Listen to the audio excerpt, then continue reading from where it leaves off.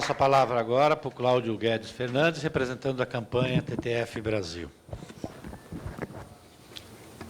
Muito obrigado, deputado Nilton Tato. Muito obrigado à Comissão de Meio Ambiente e Desenvolvimento Sustentável pelo convite. Bom dia a todas as pessoas presentes no plenário. Estou escutando a minha própria voz.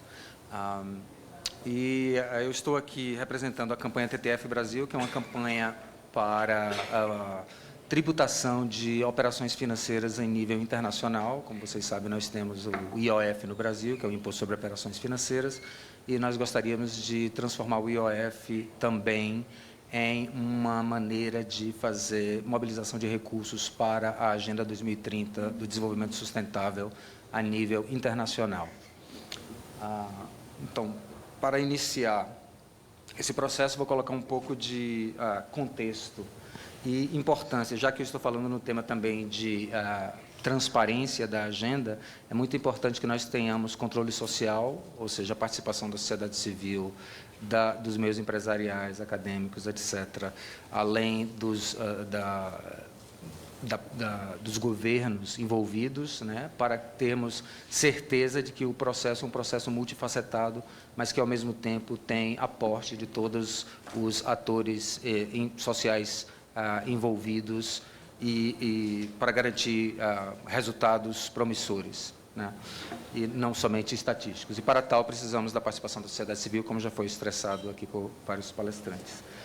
Então, eu vou concentrar especialmente na parte de mobilização de recursos, ou seja, investir para implementar a agenda, que é o primeiro desafio, na verdade, que está ocorrendo no mundo. Cá está. Funcionou. Muito bem. Então, vou dar primeiro um contexto do que está acontecendo no mundo durante 2 minutos. O contexto é o seguinte: vocês estão vendo esse quadrado verde e vocês estão vendo aquele pequeno quadrado amarelo na ponta, né? Não, pode voltar. Você passou. Obrigado. Um pequeno quadrado amarelo na ponta. Aquele pequeno quadrado amarelo na ponta, se nós representássemos o PIB global, que é de 78 trilhões de dólares no ano de 2015, o grande quadrado verde representa o valor nocional do sistema financeiro internacional, que, segundo o Banco Internacional de Compensações, representa mais de 70 vezes o valor do PIB global, ou seja, o PIB de todos os países somados. Temos um sistema financeiro que tomou bastante fermento, principalmente nos últimos 30 anos, a partir das políticas, mais de 70 vezes o valor do PIB global. E são dados oficiais do Banco Internacional de Compensações. Tem um outro dado que não está aí, mas já que o deputado perguntou, que é muito interessante, apenas o mercado de derivativos, ou seja, o mercado que é utilizado para administração de riscos, né, financeiros, mas que também é utilizado para um processo de especulação. Segundo a CIA americana, só o mercado de derivativos tem um valor nocional, ou seja, o valor nocional é a quantidade de valores que estão sendo comercializados, transacionados nesse processo, de 11 vezes o valor do PIB global, somente o mercado de derivativos. E, para ter uma ideia do nível e do tamanho do mercado financeiro, apenas o mercado de câmbio, certo? A comercialização de moedas, opera por dia 4,3 trilhões de dólares. Por dia. 7 dias por semana. Não tem feriado no mercado de câmbio. Então, pensamos, ok, temos bastante recursos, temos capital, bastante capital depositado e circulando no sistema financeiro do mundo. O que precisamos? Esse daqui? Tá, obrigado.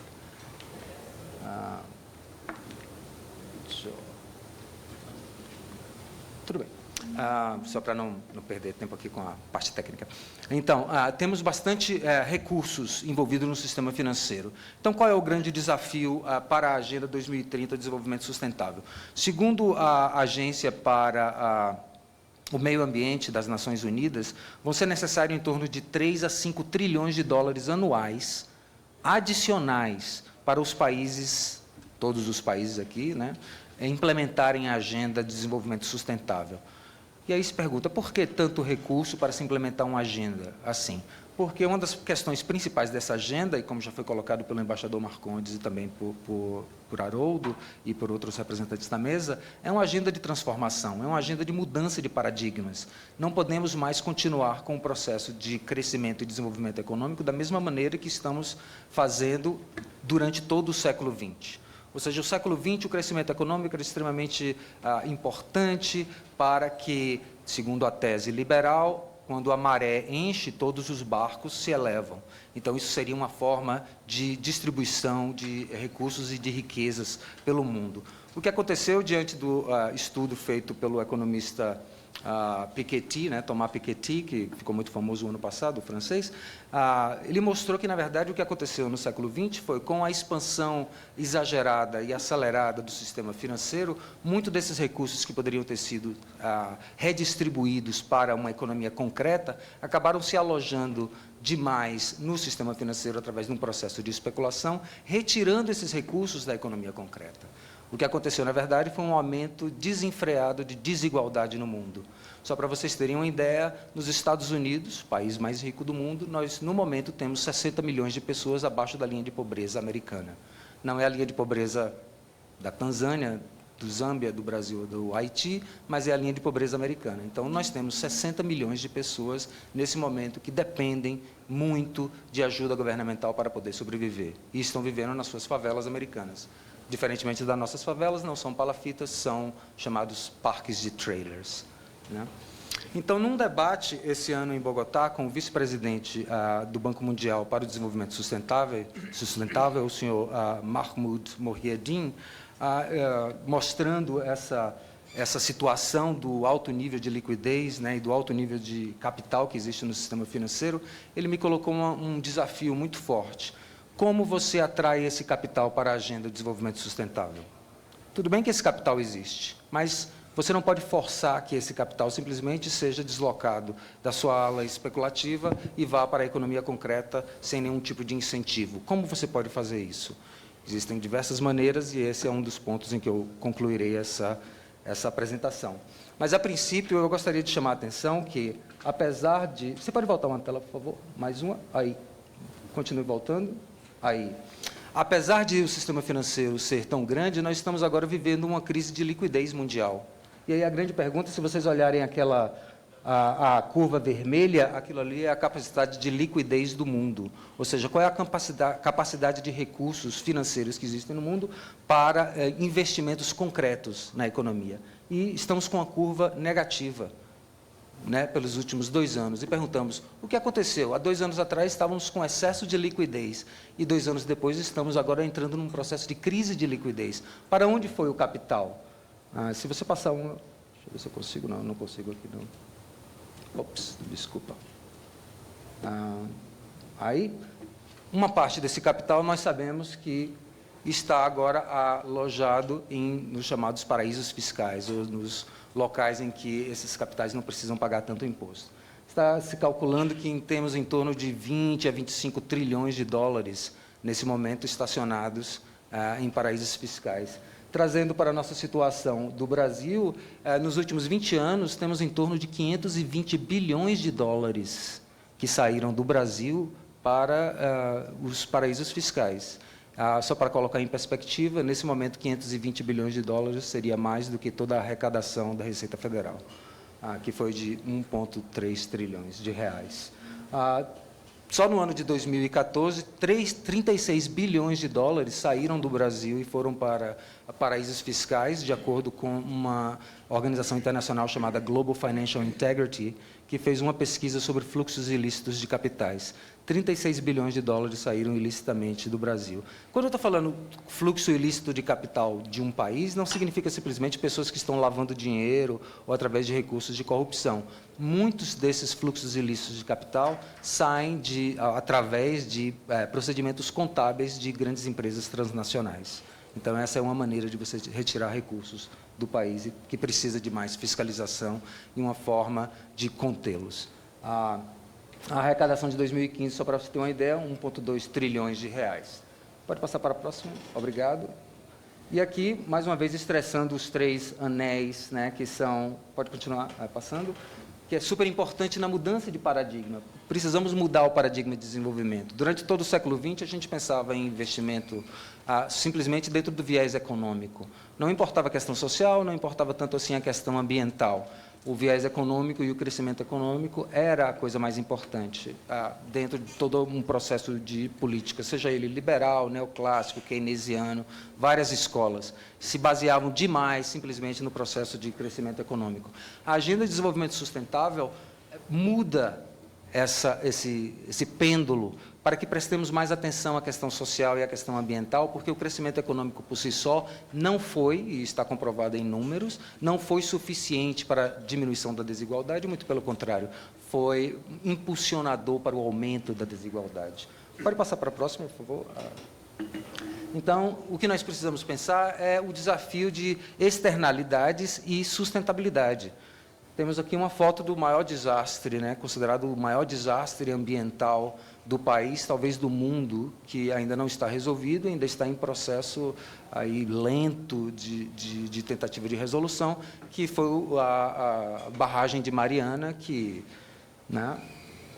todo mundo sabe o que aconteceu, e essas fotos são simplesmente para chocar. Isso já é a primeira chegada da barragem de Mariana, quando ela alcançou o litoral do Espírito Santo, e aí continua dessa forma, atingindo de maneira extrema, não só em termos ambientais, como também em termos econômicos e em termos sociais. Todos aqueles municípios que dependem, por exemplo, do Rio Doce, agora estão passando por todo um processo de repensar a sua possibilidade de desenvolvimento econômico local. Então, isso é muito complicado. O que é que nós precisamos mudar no paradigma de desenvolvimento?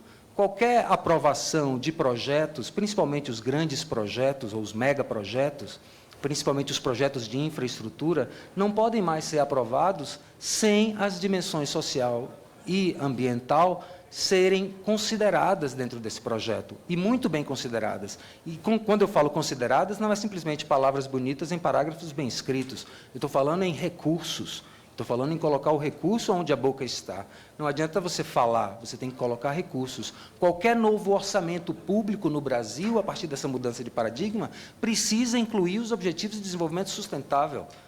É absolutamente insustentável que, hoje em dia, um município faça, por exemplo, um planejamento orçamentário e não inclua dentro do seu planejamento orçamentário as questões sociais e ambientais junto com as questões econômicas no seu processo de formação do orçamento. Isso é uma regra que todos os órgãos públicos, e me alegra muito que o TCU está engajado de forma contundente, desenvolvendo uma metodologia para isso, porque, a partir do ano passado, a tendência, que não é natural, mas é uma tendência que precisa ser cada vez mais exercitada, é de utilização da Agenda 2030 para o Desenvolvimento Sustentável como uma baliza de investimento, seja ele investimento econômico, social ou ambiental. Os poderes públicos precisam estar muito atentos a isso, ou qualquer coisa diferente disso vai, inevitavelmente, gerar retrocessos. Tipos de retrocessos, por exemplo, que a PEC 55.241 da Câmara está já apontando. É incrível que, de repente, nós tenhamos um processo de, entre aspas, congelamento. Eu sei que não é congelamento, porque tem todo um processo de indexação, e nós temos uma cultura econômica no Brasil que adora indexação. Por sinal, um dos problemas da nossa economia é o excesso de indexação. Eu lembro nos anos 80, anos 90, quando tinha correção monetária, gerou hiperinflação. O que acontece? Quando você indexa um investimento público na área, duas áreas extremamente essenciais para a Agenda 2030 de Desenvolvimento Sustentável, que é educação e saúde, o que você está fazendo? Você está, de certa forma, comprometendo 20 anos de investimento consistentes nessas áreas e indo de encontro justamente à agenda. É um contrassenso nesse sentido. Então, a nossa mudança de paradigma significa mudança de prioridades. Nós precisamos pensar melhor em que nós vamos colocar os nossos recursos, principalmente os recursos financeiros públicos. Então, por exemplo, se você voltar para outra tela, por favor. Obrigado. Por exemplo, um paradigma de investimento aqui em relação à usina de Belo Monte. E isso eu estou aqui fazendo uma citação em relação a algo que Rubens, do Fórum Brasileiro de Organizações que Trabalham com o Meio Ambiente, relatou que, por exemplo, a Belo Monte, que até agora já custou em torno de 30 bilhões de reais, pode gerar no máximo 11 megawatts-hora de energia. Nesse momento está gerando apenas 4. Pode gerar no máximo até 11. com um investimento de 30 bilhões de reais. Se nós investíssemos, por exemplo, 12 bilhões de reais através de qualquer tipo de incentivo governamental, de recursos públicos, para a substituição de energia para a energia solar, por exemplo, nós teríamos um parque instalado de 20 megawatts-hora. Tem um detalhe muito interessante desse cálculo, que é o seguinte: 18 megawatts-hora no Brasil é consumido apenas para aquecer a água do chuveiro elétrico. Então, para tomarmos banho quente, nós utilizamos 18 megawatts-hora.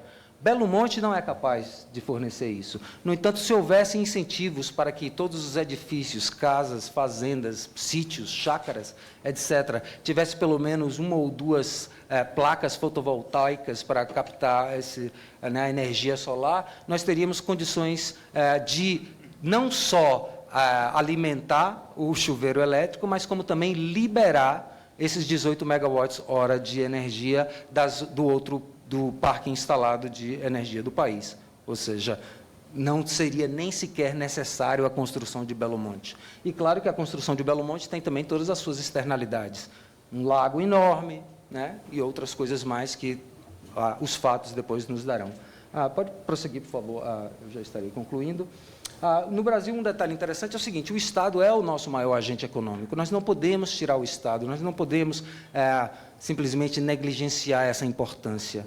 E, dentro desse tamanho do Estado brasileiro, por exemplo, 65% do PIB agora está atrelado a uma dívida pública. Isso, considerado e comparado com países desenvolvidos, não é tão alto assim, quando você pensa, por exemplo, que o Japão tem 230% do seu PIB atrelado à dívida pública. Então, todo o seu PIB anual não será possível de pagar a dívida pública japonesa. Mas são parâmetros diferentes para países diferentes. E, nesse nosso caso, por exemplo, 35% do PIB brasileiro é participação do Estado brasileiro. Então, o nosso Estado é incrivelmente importante, é um agente econômico extremamente importante para a nossa economia. Contrária aos dogmas, né, e às teorias liberais e neoliberais que dizem a melhor coisa é o mercado de competição, né, a mão da competição do mercado, mas é muito interessante, acabou de sair um livro nos Estados Unidos chamado A Economia Concreta, ou Concrete Economics, que uma das teses principais desse livro é muito interessante. Ele diz: a mão invisível do mercado, ela não sobrevive sem o braço do governo, porque uma mão sozinha não vai fazer muita coisa. Pode prosseguir, eu já estarei concluindo. Isso aqui seria apenas uma dissecação do que é o sistema financeiro. O sistema financeiro, por exemplo, o endividamento do Estado de 65% do PIB, esses títulos eles são vendidos para os bancos, para as corretoras. Pode ir passando, amigo.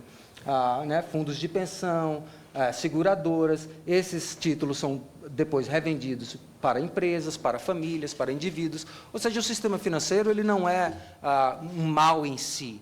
Mas a questão é, nós precisamos utilizar esses recursos que existem no sistema financeiro para trazer de volta para a economia concreta, principalmente na mudança de paradigma para a economia de desenvolvimento sustentável, não simplesmente uma economia de crescimento econômico isolada. Pode passar, já concluirei. Isso aqui é apenas um detalhe, pode ir passando. É que um dos custos maiores que acontece no Brasil, e eu aponto isso como um dos momentos agora da nossa crise econômica, e principalmente da crise fiscal, por incrível que pareça, tem um grande componente da corrupção. Por quê? Porque não tivemos retorno no investimento que foi feito no país. Temos 10 anos de investimento público no país, muitos desses recursos agora sabemos que foram desviados por vários caminhos e vários meios, e como não tivemos esse retorno no investimento, temos agora uma crise econômica em que não há produtividade. Por isso as nossas indústrias estão falhando, por isso nós não temos capacidade mais de produzir aquilo que produzíamos 5 anos atrás. Né? Pode passar, isso é apenas um gráfico. Pode continuar. Então, aqui são apenas para concluir algumas das direções que podem facilitar a mobilização de recursos e também facilitar, não facilitar, mas implementar os Objetivos de Desenvolvimento Sustentável no Brasil de uma maneira bastante responsável. Então, criar incentivos de financiamento para o desenvolvimento sustentável, ou seja, o governo precisa criar incentivos para a mudança de paradigmas. A mão invisível do mercado não vai fazer isso por si só, principalmente num país como o nosso. Precisamos de transparência e regulação nos contratos de PPP. Por exemplo, durante a Conferência de Financiamento para o Desenvolvimento, as parcerias público-privadas foram apontadas como uma das soluções para a implementação da Agenda 2030 para o Desenvolvimento Sustentável. No entanto, aqui no Brasil, nós temos uma prática de opacidade nesses contratos. Então, nós precisamos de mais transparência nesses contratos. Nós precisamos de mais accountability, como se diz, ou seja, prestação de contas, rendição de contas desses contratos. Precisamos de monitoramento com participação da sociedade civil organizada, organizações que têm prática que já têm experiência de fazer esse processo de monitoramento, monitoramento de orçamentos públicos, monitoramento de gastos públicos, não deixar apenas para o TCU, que é um órgão extremamente importante, mas a sociedade civil independente também precisa fazer parte desse processo de monitoramento. Captação de recursos públicos para além do ciclo de endividamento. Como podemos fazer isso? Como podemos captar recursos públicos para além do processo de emissão de títulos de dívida pública no Brasil? Uma das formas que isso pode fazer é justamente o último ponto que está ali, que é a tributação sobre as transações financeiras. No Brasil, nós já temos o IOF, e com isso eu concluo, que é o Imposto sobre Operações Financeiras, mas só um detalhe, desde 2012, as alíquotas do IOF para as transações de ações e de derivativos estão zeradas. Desde 2012. Nos últimos 2 meses, nós tivemos um rally, como se chama no meio financeiro, um rally na BMF Bovespa, que saiu praticamente de 38 pontos e já estamos a 62 mil pontos da Bovespa. A quantidade de transações que foram feitas nesses 2 últimos meses, na Bovespa, por exemplo, teria gerado mais de 1 bilhão de recursos, simplesmente com uma taxa de 0,05% sobre essas transações. Não só sobre o ganho de capital nas transações das ações, mas também sobre as próprias operações financeiras. Então, precisamos cada vez mais demandar do sistema financeiro a sua função primordial, que é justamente gerar capital para investimentos concretos na economia. Né? E aqui eu termino a apresentação, né, com recursos. Volte aí só rapidinho, ali tinha um último ponto que eu tinha me esquecido, que é o seguinte: a nossa proposta, por exemplo, é que parte desses recursos do IOF seja direcionado, ou seja, parte dos recursos que sejam tributados do sistema financeiro, sejam direcionados para um fundo específico para alimentação e, consistentemente, investimento na Agenda 2030 para o desenvolvimento sustentável.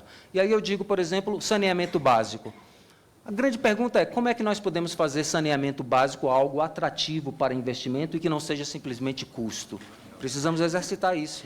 Né? Precisamos pensar em maneiras de que esses investimentos sejam tão consistentes e que não parem, porque quando paramos os processos de investimentos, a retomada acaba sendo 2 ou 3 vezes mais cara do que foi no início.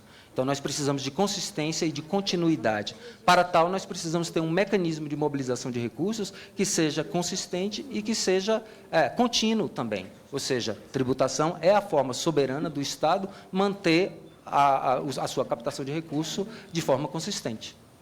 É isso. Muito obrigado. Obrigado, Cláudio.